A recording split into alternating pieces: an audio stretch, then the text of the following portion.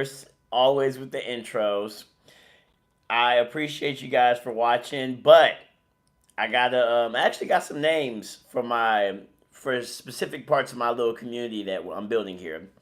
My likers, people who only like to like the videos, they don't want to comment, they don't want to drop no cash, so super likes, that is totally fine, by the way. I'm not about to force nobody to do that. I call you guys my spider connoisseurs. Okay, they're very touchy group of people, but y'all let me down last live. Okay, I was talking so highly about you guys of how we touched one almost 100 likes on the previous live before that, and y'all left me with 30 likes. Yeah, what happened, man? What happened? My spider connoisseurs, what happened? As far as my commenters, someone called you guys the Spider Gang. I like that one a lot. I like that, the Spider Gang. I'm with that one.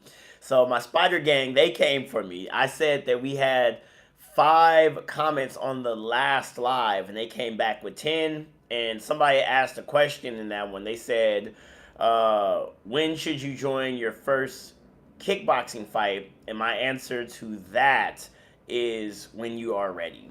You need to be, or maybe I guess how many months? I mean, I took a month of training and I jumped into MMA, but that's honestly, that's actually a bad example because I had my jiu-jitsu. So but when should you take your first kickboxing match?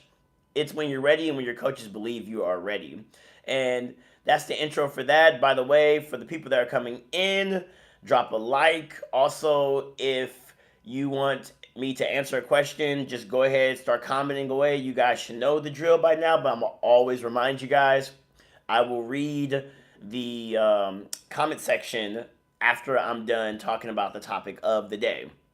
Now, the topic of the day is Smitty's 7 elements of Jiu-Jitsu. Okay, the update. Some people was kind enough to go into my DMs on Instagram. That's Smitty'Wit as well. Just Smitty'Wit on Instagram. I'm very active on Instagram. You can go into my DMs and just say something. I read them. I can't respond to everyone, but I do check my Instagram DMs. And then they said, where's the 7 elements? I was learning so much from your first video. I would like to know, more about it. So I created the Smitty's 7 elements of Jiu-Jitsu when I was a blue belt. I'm like a purple belt. It's not even a month of me being a purple belt, but before I became purple belt, I kind of sensed it was coming. I've been studying a lot more. And I've just been fact checking myself because Smitty's 7 elements of Jiu-Jitsu is basically a bold claim of me basically explaining all of Jiu-Jitsu in a conventional sense for the spectators. So I kind of realized this is the spectator-friendly version, and then I'm going to have the maybe the Jiu-Jitsu hobbyist practitioner version, and then I'm gonna have the competitor version. It's gonna be different versions as I continue to go on through my jiu-jitsu journey. But let me give you guys some brief. Let's go over some stuff of what I figured out. So Smitty's 7 elements of jiu-jitsu is my way of trying to make jiu-jitsu a spectator-friendly sport so people can understand what's going on and practitioners could easily be able to gauge exactly where they're making their mistakes at. And number 1 is called the opening phase. Number 2 is strategy. Number 3 is tactics. Number 4 is end game. Number 5, I'm going off the top of my head by the way, is attacks. Number 6 is film study. And number 7 is cross training. So for this live, I'm going to go piece by piece on which one is which. And of course, I'm going to make an actual video, continuing the series. But I just really want to give you guys an update of what I've, actually how on point I have been with this. It's so amazing. So the opening stage, the number 1 of Smitty's 7 elements of Jiu-Jitsu is the determination of who's on top and who's on bottom.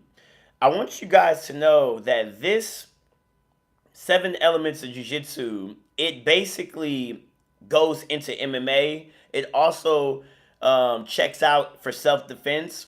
This is very, very powerful. So when you see two athletes are standing up and they're battling with each other, they're wrestling, they're doing judo trips and sweeps and all this stuff, they're still in the opening phase until someone is taken down. Once someone is taken down and you can visually see this guy is on top, like let's say red is on top, blue is on bottom, now we know that we are out of the opening phase and we are now in the strategy and tactics phase. Now, what is the strategy and tactics phase? Okay, so you have the top player and then you have the bottom player. Now, what I've been struggling with so far is trying to figure out how to explain this in such a simple fashion where people will get it without getting too lost in the sauce. So I've been studying really deeply of guard passing. The top player is called the guard passer, and the bottom player is called the guard player. The strategy, basically, which is number two, is basically the guard player is either trying to sweep, which is basically flip the position, submit, or stand back up. Basically, that's what basically with his bottom game. The guard passer is just basically trying to pass the guard player's legs. That, and mind you guys, this is me on live, so you're kind of seeing me just work it out with you right now. There might be certain things that I might be saying wrong, but so far I think I'm on point. So what I've realized is I was trying to figure out, do I want to explain the guard passer or do I want to explain the guard player? And I've realized that the guard player is actually the one that I need to start with so far, what I've been coming up with, because people don't understand, especially newcomers, what the guard is.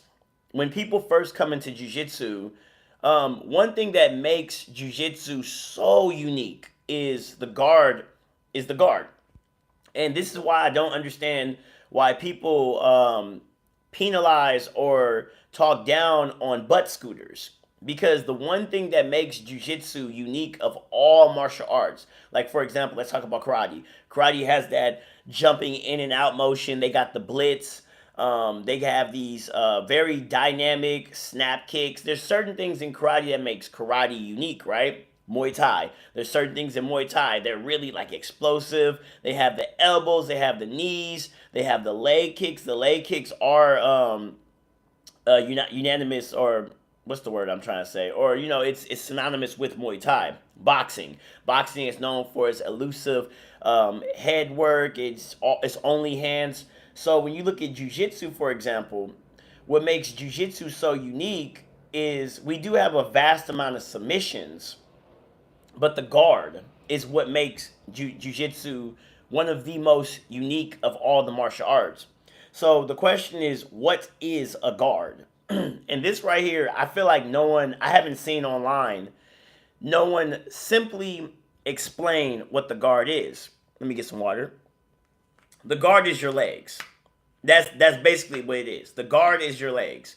If someone can pass your legs, they passed the guard. Mm-hmm. They try to make everything so, I don't know why a lot of these black belts or just people that are teaching make everything so difficult. The guard is your legs.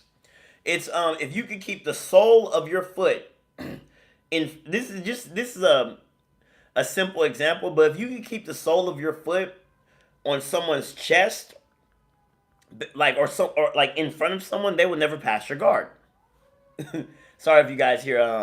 I live by a fire station, so you might hear the ambulance going by. But anyways, so in the guard, so for the bottom player, because I was explaining right now the opening stage, number one, determining who's on top or bottom. When someone gets taken down, now you have a top player and a bottom player. I was trying to figure out, how do I explain the strategy and tactics of all this stuff.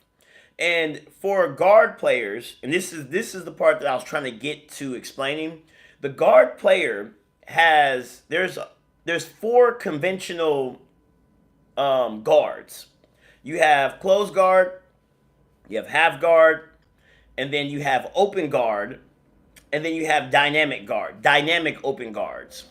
I know. Yeah, I hope this isn't boring for some of you guys. I'm gonna try to like, you know, kick this up a little bit. But basically, open guard is the conventional open guards. You have seated guard when you're which is the infamous butt scoot. That's actually a guard.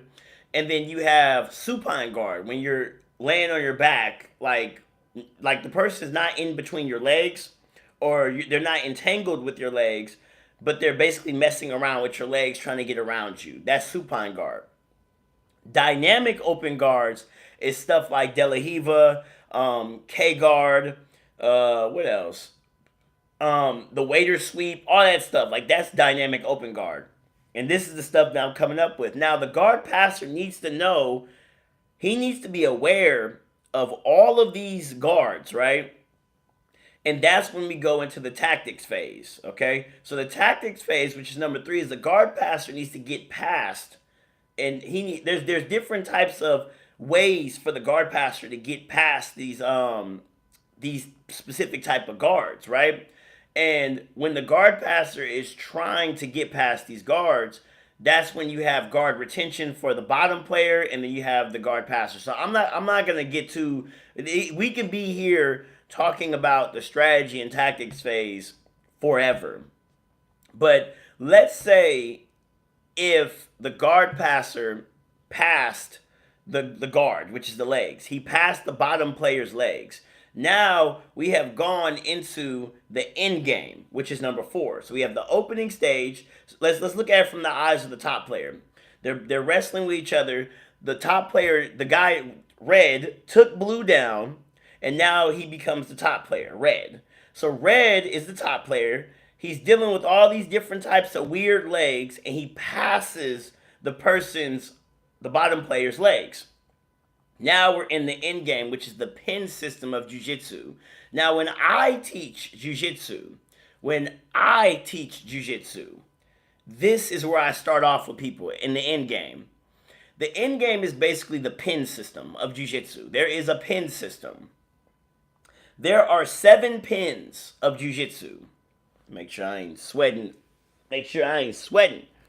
Somebody, to give you guys the lore of Smitty sweating, one day I was on live and someone said I was sweating and they started roasting me. So you will sometimes see me get off camera to make sure I'm not sweating. That's the lore. One of my Spider Gang commenters got on me.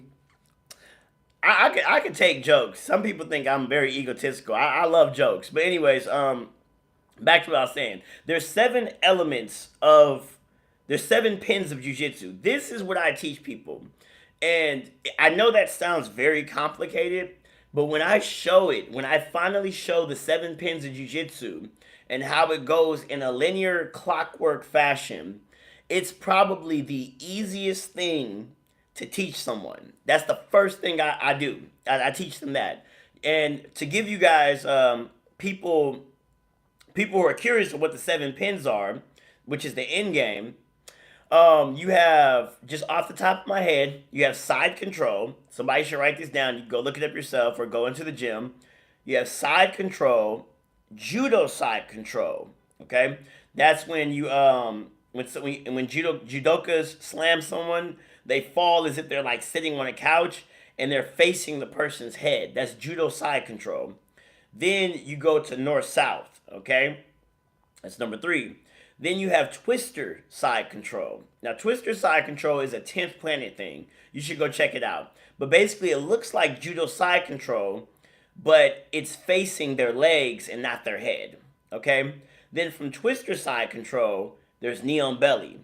And then after knee on belly, you have knee on belly switch. Now, knee on belly and knee on belly switch still counts for number 5. So it's knee on belly and knee on belly switch. That's still number 5. Then you have mount, and then you have taking someone's back. People do not, especially newcomers, don't understand that when you take someone's back, that is a pin. That's a pin. I'm going to say it again. Side control, judo side control, north-south, twister side control, knee on belly. Knee on belly switch is still number 5. Number 6 is mount. And number 7 is back control. Okay? Those are the 7 pins of jiu-jitsu. Why do I call these the end game? Because this right here is where people stall. People stall in these positions right here. This is why when I have newcomers, the first thing I teach them is the 7 pins of jiu-jitsu, how to move around so they can control their opponent, and how to get out of it. Because this is something Smitty cannot stand. I cannot stand going to competitions and seeing somebody start off with a takedown. They get to one of these pins, side control, north, south, or mount, and they sit there the whole round. This, to me, this is why I call it the end game, is what makes jiu-jitsu boring to watch. If you want to be famous in jiu-jitsu, if you want to be known in jiu-jitsu, you need to be a master at the end game. Yes, you do. But you don't want to win by points. The end game is the point system. This is the classic jiu-jitsu that all of the old school jiu-jitsu guys used to be about. You know, they would win worlds by winning by points. Especially Gi loves this. Gi loves to win by points. That's why I call it the end game. So the end game, what was that? We have opening, strategy, tactics, end game. That's number 4. Number 5 is the attacking system. Now this is my favorite system. Okay, this is the submissions of jiu-jitsu. Okay, you have 6 elements. No, 6 families, not 6 elements. 6 families of jiu-jitsu.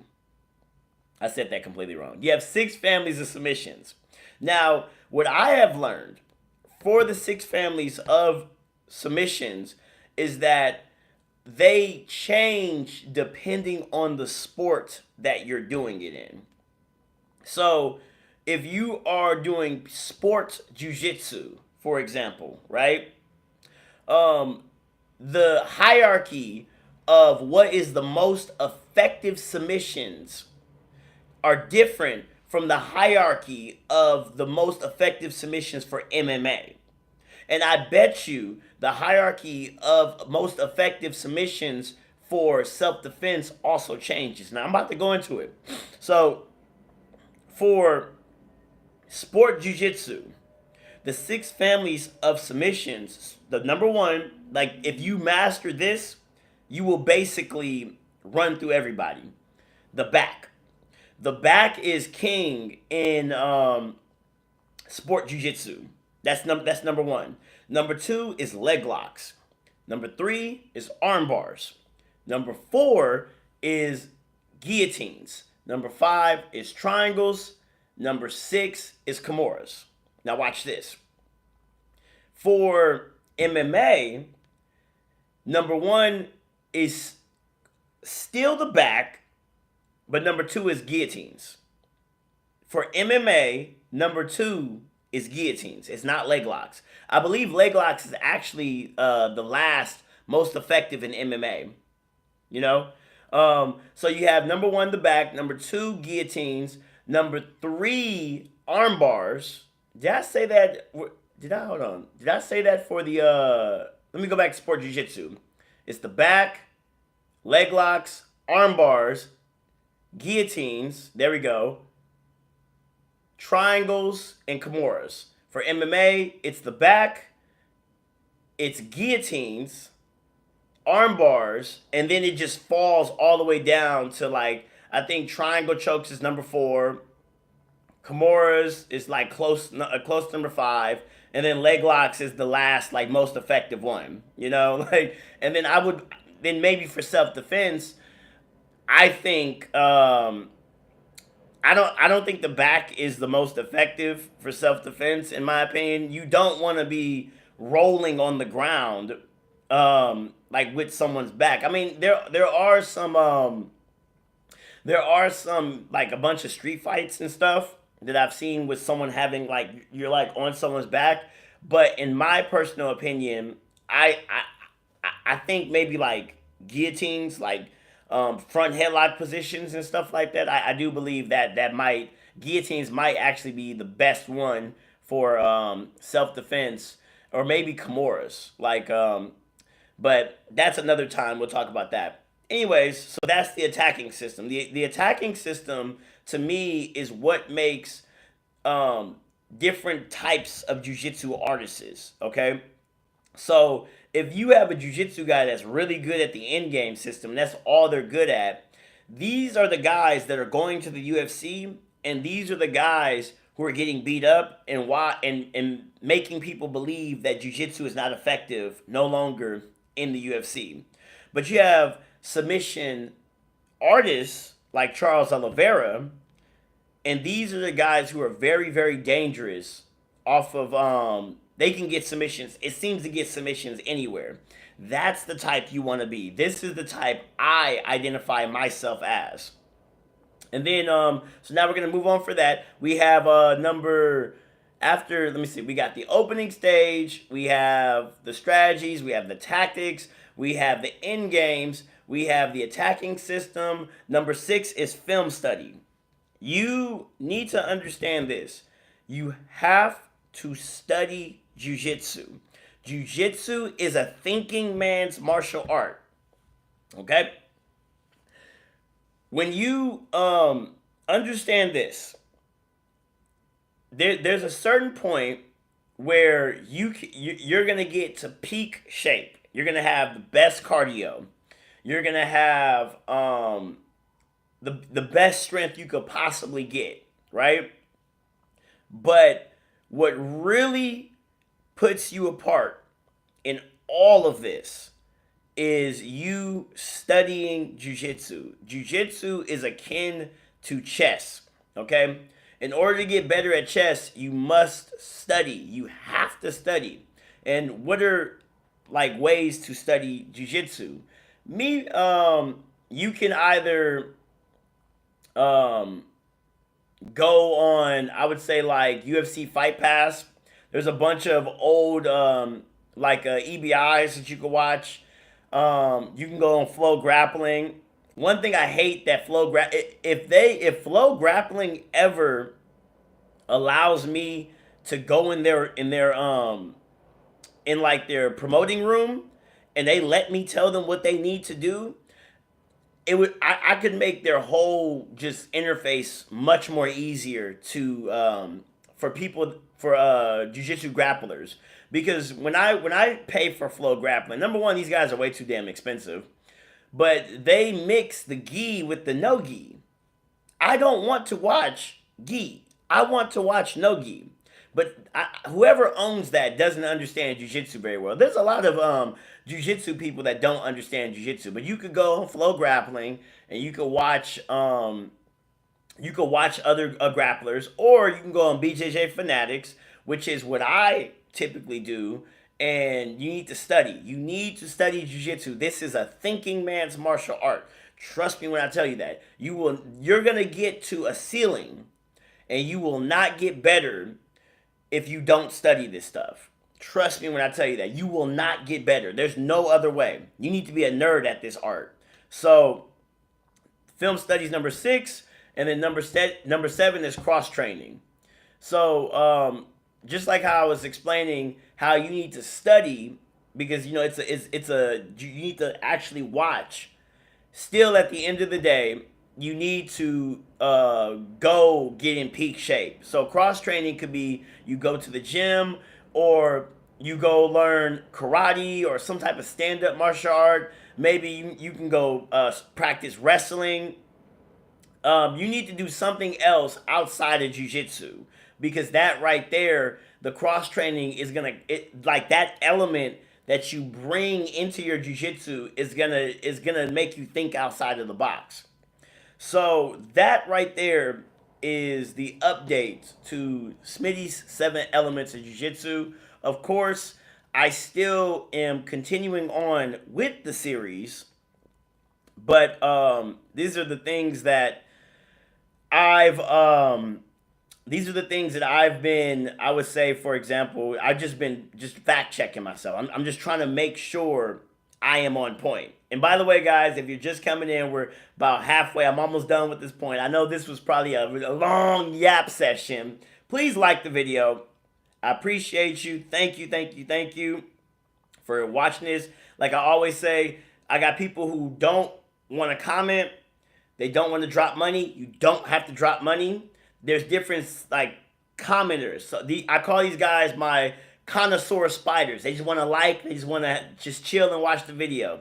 I got my spider gang, my commenters. They don't feel like liking the video. They're like, Smitty, I don't want to do it. I don't want to like the video. I don't want to give no money. You don't have to give money. But damn it, I'm happy you're commenting. That's my spider gang. And then one day, when I have my spider connoisseurs are liking the videos, and I have my spider gang commenting, dropping all this stuff, then we're going to have some guys is going to come in. They ain't going to want to like, they ain't going to want to comment, but they're going to drop money so I can maybe have a studio and then, you know, stuff like that. So you get to pick which one you want to be in. Do you want to be the spider connoisseur? You don't want to comment? Like that video. Support me. You don't feel like liking the video. You don't want to drop no money? Okay, go ahead, comment. Throw some fire emojis. Throw something. Let me see you guys is there. That's my spider gang. So that's right there. That's Smitty's 7 Elements of Jiu-Jitsu.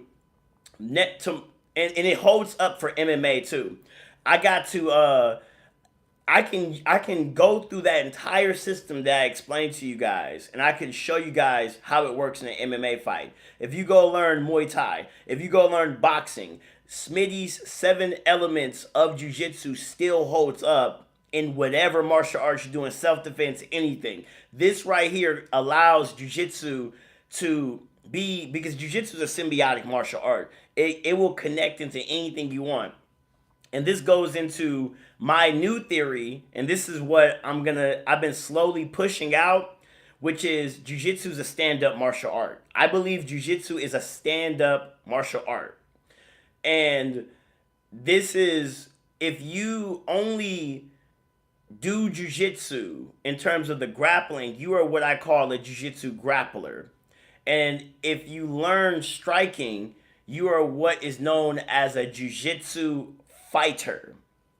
That's going to be a whole different live. I'm probably going to talk about that tomorrow, but I'm done talking about that. Now I'm about to read the comments. If you have a question while I'm reading the comments, go ahead, say it right now. If I run out of questions, that's going to be the end of the live. So let's go up. Someone said, we love you, Smitty. I love you guys. I would be nothing without you guys. Honestly, I cannot see me getting this far without the support of you guys. I don't care what you guys see me do online. I'm literally, every time I go step on the mats is literally to entertain you guys. Like I've went through so many career-ending injuries, and I fought through it just to entertain you guys. So I love you guys too. Someone said, how did your jiu-jitsu translate to MMA when thinking about punches from your guard? Let me say it again. I hope I wasn't raspy when I said that. How did your jiu-jitsu translate to MMA when thinking about punches from your guard? In my MMA fight, I didn't end up on my back. That's going to be a whole nother topic. The ref switched us, but I wanted to be on my back, actually, because I feel like, for example, I had headgear for my first semi-contact MMA fight, and we had these big gloves, okay? I was working on arm bars the entire time in preparation for my MMA fight. I've realized that arm bars are your jiu-jitsu does not change. If you get very good at arm bars, your jiu-jitsu literally does not change. So however good you are in jiu-jitsu, if you specialize in arm bars, it won't change. So when I was on my back, I was about to arm bar that kid. But instead I ended up on top and I arm barred him, but I don't, so far, I didn't feel in danger because in the back of my mind I was thinking I'm about to submit this kid, you know. So it didn't really change much. And that's really hard, honestly. You know, getting punched while trying to do your jujitsu, it changes you. Yeah, it's you have to move quicker, cause in MMA, okay, this is kind of a well, we're 30 minutes in, so I know my opposition is not going to hear this, but in MMA, I I have a theory that you need to prioritize position over submission. Now I know that's an old jiu-jitsu thing, but I believe in MMA that's actually way more apparent. If you go watch when I was doing my little MMA fight, you will notice people were asking me. They say, "Why wasn't you doing ground and pound?" Because when you sit up to punch someone, you give them so much space to run away. When I was doing my training camp, everybody that I took down on the ground, because they were jiu-jitsu guys as well, they literally got up. I'll be punching them, doing ground and pound, and they would get up and run away, and it was the most frustrating thing. So when I was going against Evan Flores, that was my first guy I went against. I have another fight coming up August 18th. But when I was going against Evan, if you go rewatch that fight, it's sitting on my page. You will notice that I was doing that was pure sport jiu-jitsu. I was just transitioning. I was using basically Smitty 7 elements of jiu-jitsu.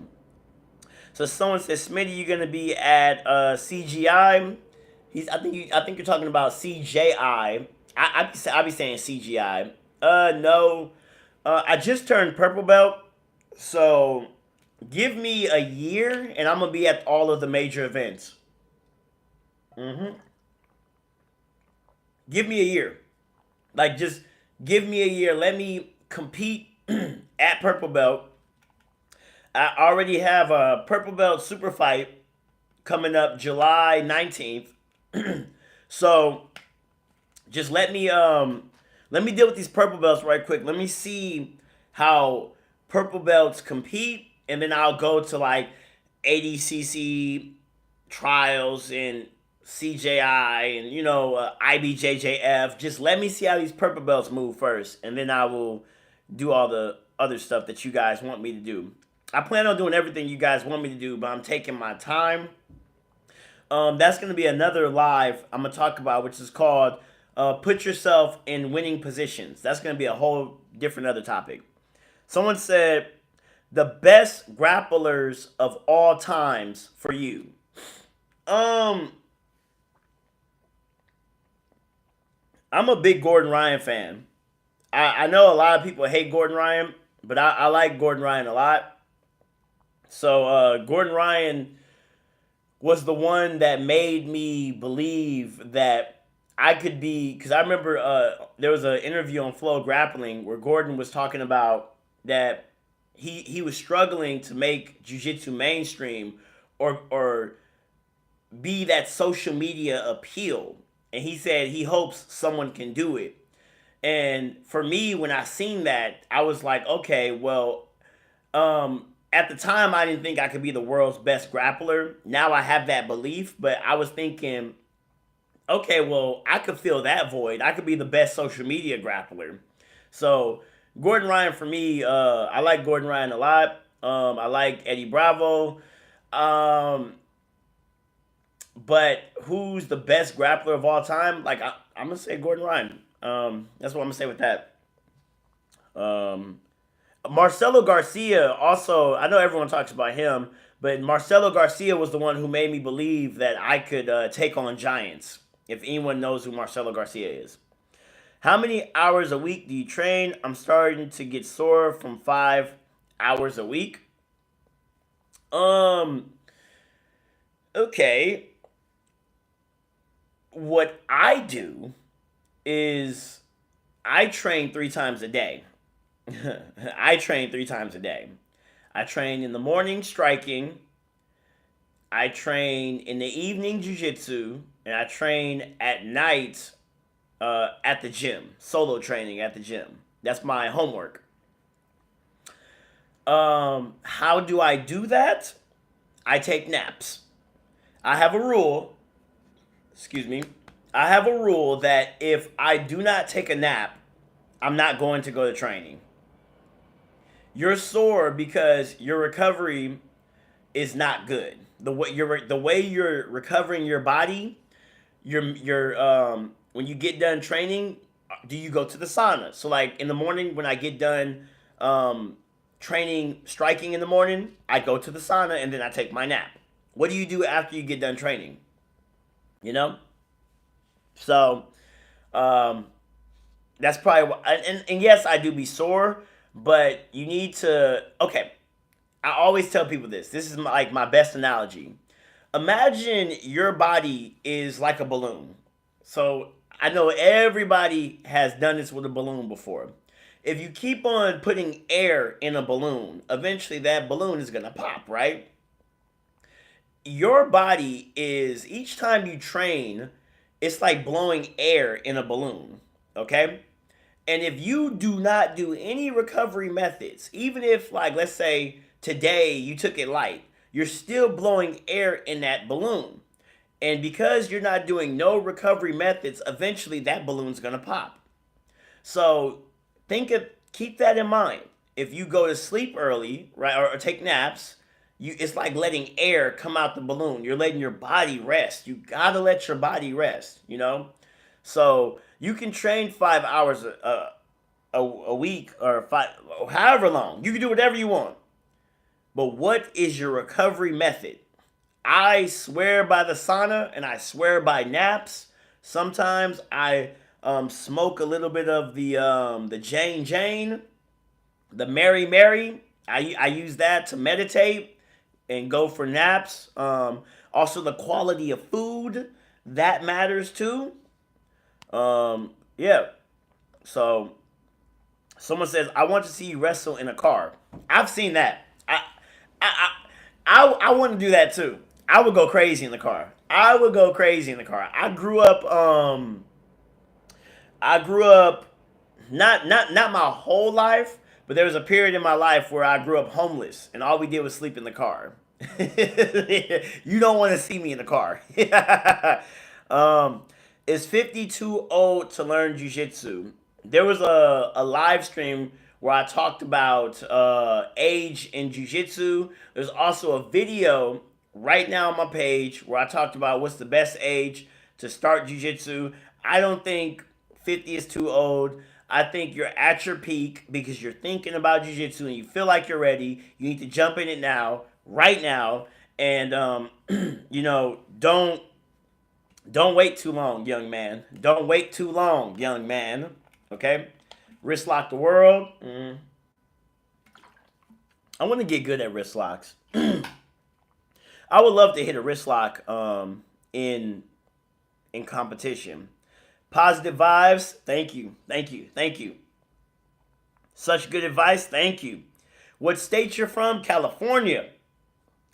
Someone said I want the 1v1. Nah, you're a beast on the mat. Keep up. I'll see you soon. Yeah. I've I've competed against a couple of fans before. Um has a fan beat me yet? Not yet. But there is going to be a fan that's going to beat me. There's going to be a fan. And when I say beat me, I'm not talking about by points. You have to submit Smitty. You got to submit Smitty. You have to submit Smitty. Because I don't respect points wins. What belt are you in Jiu-Jitsu? I'm a purple belt. What's the title of your best video? Ooh. Probably a video with me and Taylor Moore. One of those videos. One of those videos with me and her. Anything with her. How many 9-year-olds can you take on in a street fight? No rules and they get the jump on you. As many as in a street fight. That, you wanna know what that means? I can have a weapon. You forgot to say that part. I can take on 1,000,000. Give me a stick. I actually have my bamboo stick right here. Give me a stick. They get the jump on me. Give me a stick. And you said no rules, but they get the jump on you. Well, if I was in the street, that means I was probably filming some content.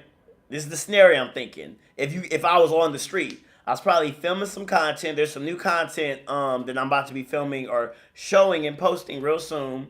And it's me stretching with a bamboo stick. So, yeah, I'll go crazy on them 9-year-olds. That sounds crazy. That sounds crazy. Love you, man. I love you too. Thank you. Where is the August 17th, August 18th? Where's the August 18th fight going to be? It's going to be out here in SoCal at the Carson Convention Center, Carson Convention Center with Royal Combat. It's going to be another semi-contact fight. I'm going to have the headgear on. And then I think after summer, if I do well and I'm feeling up to it, we're going to go into the cage and we're going to fight in the cage. What are your strategies when it comes down to a very good wrestler? Leg lock him. Leg lock him. Most wrestlers have really bad understanding of leg locks. This is why wrestlers try to be like, oh, why are you guard pulling, bro? Stand up. Why are you butt scooting? It's because they can't pass guard. Sit on your butt. If I see a wrestler, someone's really good at wrestling, I'm sitting on my butt. This is the gentle martial art. I'm not about to sit here and make it easy for you. Why would I give you your best strength? I'm gonna sit on my butt. That every video of me in competition, and you see me sit down, I probably saw the dude do something, and I was like, I'm not about to go through that, so I sit on my butt.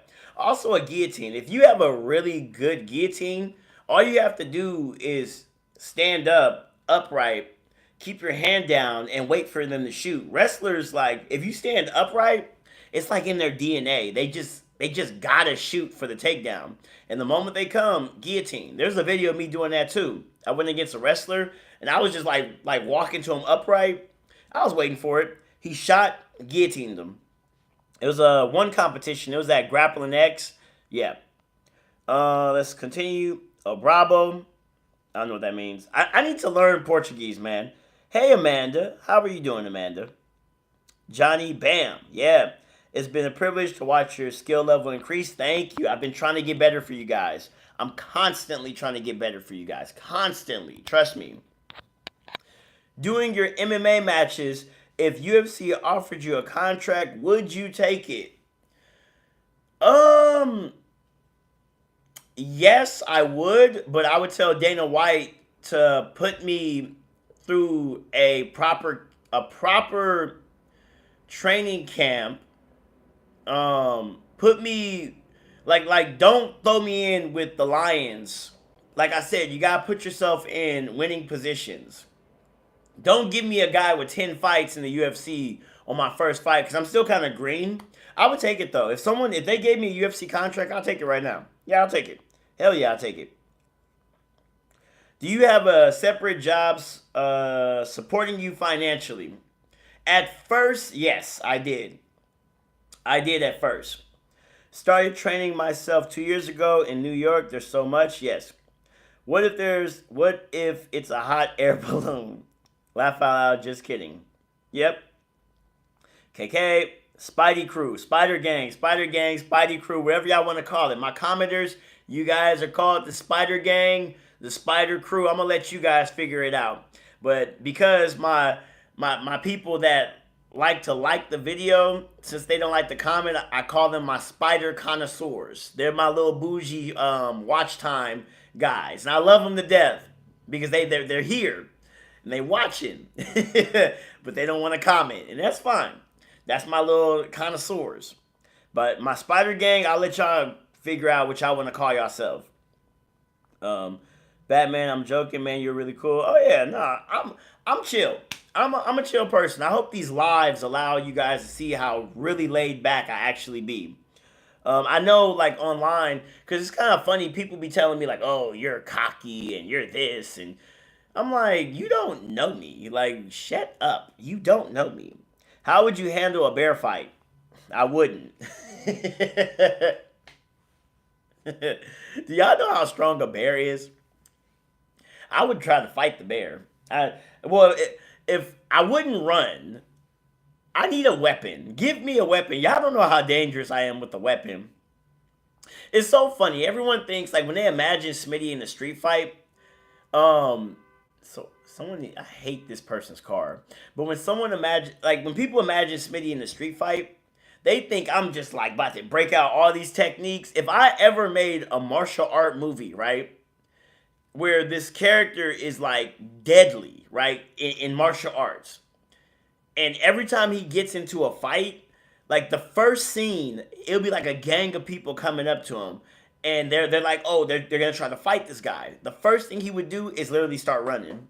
That's the first thing he would do. That's Smitty. If I was about to get jumped in a fight, I'm running.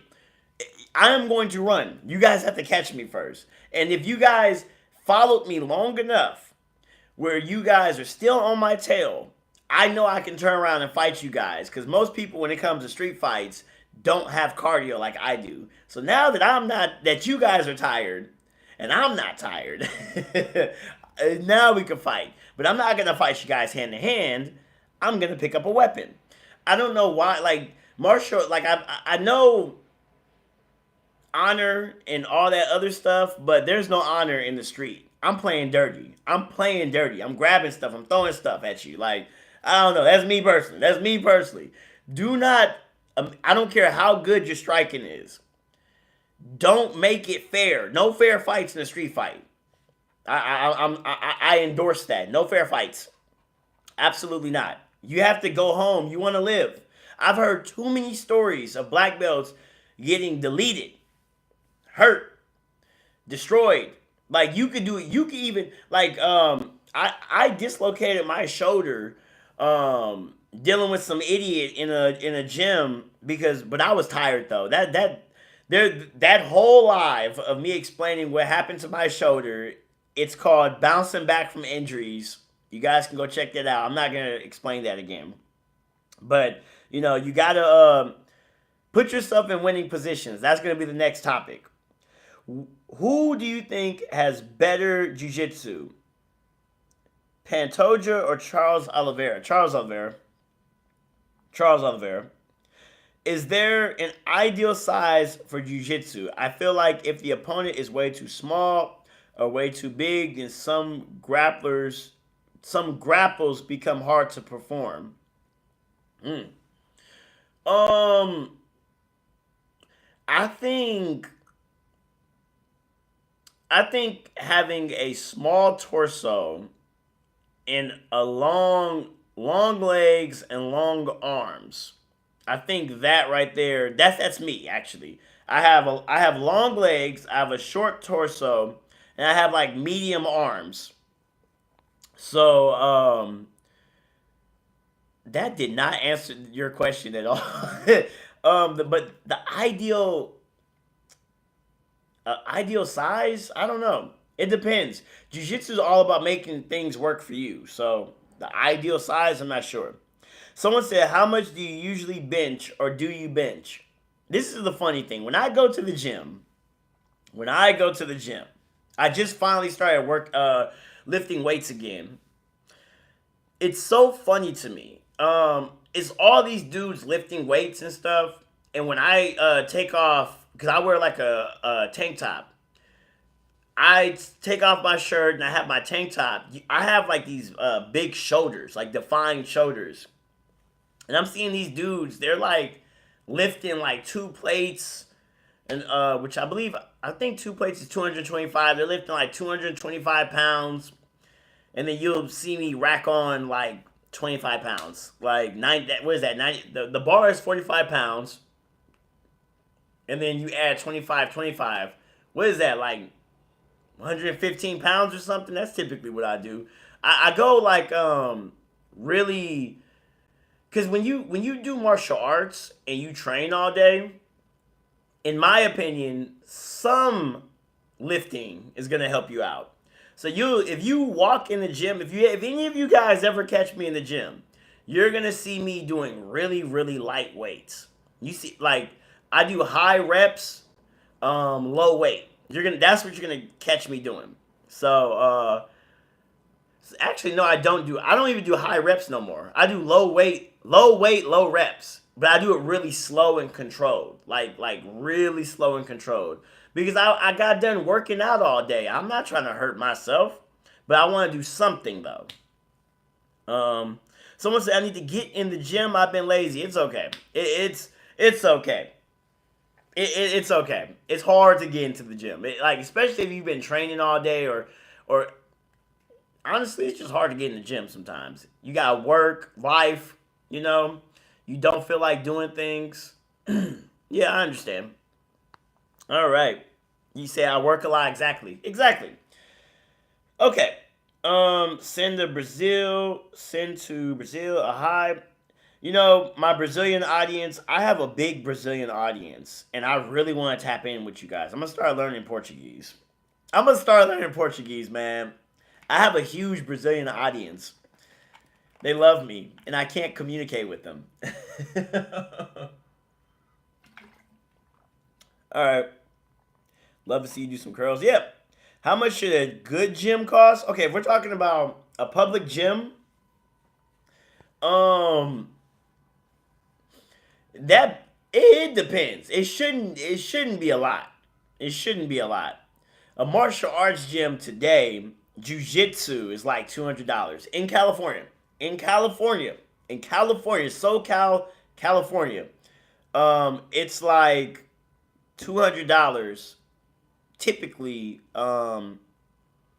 for a gym membership, a martial arts gym membership. Martial arts is very expensive. How tall are you? I'm like 5'7", 5'6". You know, it's so funny. People meet me in person. They're like, "You're smaller than I thought," and then they see me like grapple, and they're like, "Oh, you're stronger than I thought." I'm like, "Yes, I know, I know." you know. Um, but yeah, I think that's it. It was a good live, good live. Any more questions? Because I have now ran out of comments. Spider Gang, Spider Gang. Do y'all want to be called Spider Gang? I like Spider Gang, but I'm gonna let y'all figure that out. What's the hardest martial art to face as a jiu-jitsu practitioner? Ooh, that's a great question. That's a great question. Ooh, as a jiu-jitsu practitioner, hmm, the person that doesn't go on the ground with you, like a boxer, uh, no, a karate guy. Yes, yes, a point karate guy. That, yeah, yeah, yeah, yeah. Them. That's annoying because they're not gonna want to engage. But once you get your hands on them, but like, well, any martial art that knows how to stand back up, that's the hardest one. Like any martial art that refuses to engage in the ground with you, because it could be any martial art. Um, it could be a taekwondo guy. It could be a taekwondo guy that knows how to get up. It could be a boxer that knows how to get up. It could be a wrestler that knows how to stand back up. Well, for me, wrestlers are actually not hard to deal with. Just butt scoot to them. I know they hate and they hate it too. They be like, stand up, stand up. I'm like, why would I do that for you? Like, why would I make this easier? I'm gonna irritate you. I'm gonna butt scoot to you. Come here. Because wrestlers, but if you have good striking skills, if you're fighting them, you can stand up with a wrestler. Because if he takes you down, okay, now we're back on the ground together. Thank you. So, let